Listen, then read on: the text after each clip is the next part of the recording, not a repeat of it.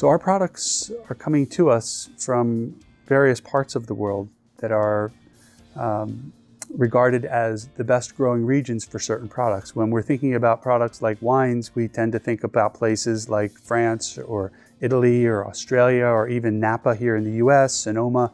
There are certain regions that are most notable for specific products. We don't tend to think about South Carolina as a place for wine, but we do think of it for a lot of other good things.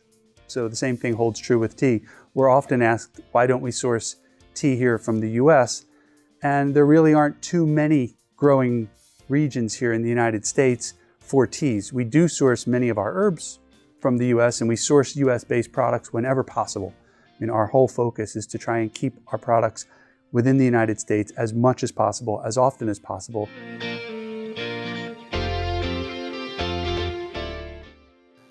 When the teas come in, one of the first things that we'll do after it's gone through the inspection, the quality control, is we have a team that tastes the teas. And at our Monday morning meetings, we sit around and we each have a small cup of the teas that come in, and everyone writes down their notes on a notepad, and we have a small short checklist because it's not something we spend a tremendous amount of time on, but it is something that's very important to us. So as a team, we discuss these issues together, we get our feedback together, and we make sure that we're all on the same page so that we know that there's good quality in not only the appearance and the color, but also in the taste of the product. And that's something that will come through in the finished product.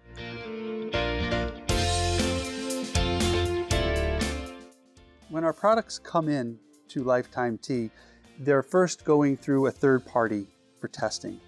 So our validated quality assurance testing, the third party, tests for organoleptic testing, which ensures the proper appearance, color, aroma, and the flavor of the products. There's a microscopic and macroscopic inspection for all foreign matters that may be on the product. There's an HPTLC testing, which HPTLC stands for High Performance Thin Layer Chromatography. It's a term that hopefully you'll never have to hear again. But it's a testing that efficiently and accurately determines the product's identity and the purity of the product. There's a microbiology testing for pathogens such as E. coli and salmonella. And there's chemical analysis for moisture content, volatile oil, ash, acid, and insoluble ash. And these are all very important parts of the testing process to ensure that when we get the final product, it's met all of these requirements, it's exceeded these requirements, or we don't take delivery of it. Our suppliers know that. That makes it easier for them to package the right products before they ship them off to us, and we henceforth don't run into returns or issues.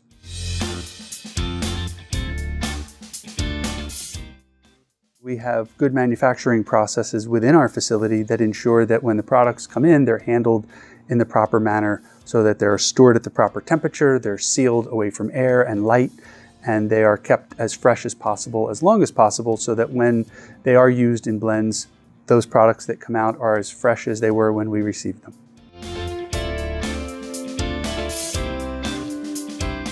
We've seen significant increases in our volume, which we attribute to several different factors. The first factor we feel is getting the best quality products that come in from reputable growers. Having a good solid supply line ensures to us and to our customers that we're going to be getting the same quality products over and over and over. If customers find that their suppliers are providing them good pricing, but the quality of the products varies, they're likely going to find someone else. It's the same thing if you go to a good restaurant and you sit down and you taste the cheese on your pizza isn't the way it was when you were there last time. You recognize that company may be trying to cut corners and go with a cheaper grade of product, you're probably not going to go back. And we feel that the same holds true in this business. So the key for us has been to get a good solid source from our supply lines, which comes from good relationships with our suppliers, which comes from just buying products and maintaining good communication with our suppliers over the years and building a relationship with them as we build with our wholesale customers.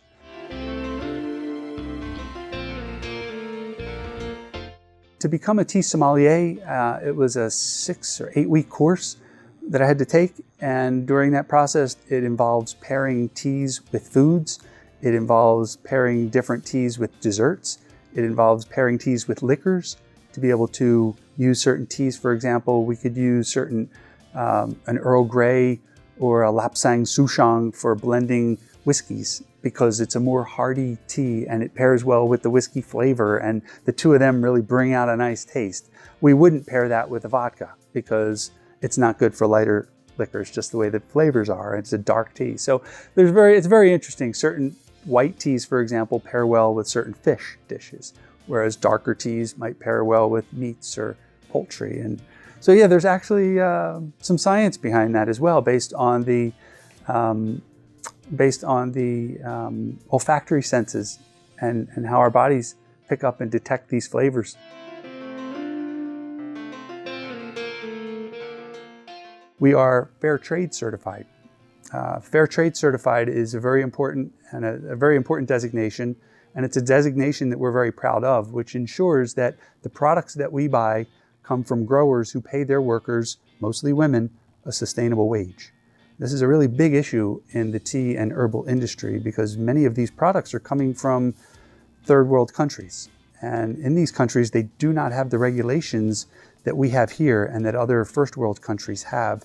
So there are people working and living in horrible conditions, living in a subsistence environment. They're not existing, they're barely subsisting. Each day runs into the next to just try and stay ahead. They're never going to get ahead. So we've made a commitment early on that we'll never do business with companies that ascribe to that work practice, especially as it relates to women in the workforce. So by dealing with companies that are part of the Fair Trade organization, we're ensured that these companies are paying their workers a sustainable wage, that these workers enjoy what they do, they're incentivized based on the quality of the leaves and herbs that they pick.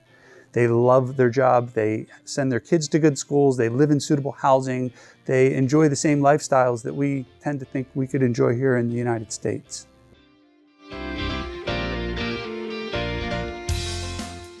So when it comes to creating a custom blend for our customers, it's very important for us to start at the end and then work backwards, to be able to see who it is that you're looking to sell your product to. Most of our customers that want to get into creating a custom blend, they do it because they may have their own personal issues that they're trying to address, or they may have a friend or a family member that has an issue that they're trying to address, but they don't oftentimes look at their business in the bigger picture to say, what will my overwhelming majority of customers that are coming to my business be looking for? So it's very important to really identify who those customers are going to be. And until you can do that, you're really just going to have a glorified hobby. When you start to identify who your customers are and focus in on how you're going to target those customers and bring those customers in, now you could start to really refine your business and start to create products specific for their needs. There's never been a better time to get into the tea business than right now. And this is, if ever there was a time, if ever you were thinking of starting your own business, if ever you thought about how do I do it, when do I do it, the stars are lined up for things to happen right now, because for many people there's more time for them to think about things more clearly than they did 6 months ago. Our best approach to things is always to start small. Start small, grow it, find a supplier that you could work with that will help you start small, but has the ability to scale as your business grows.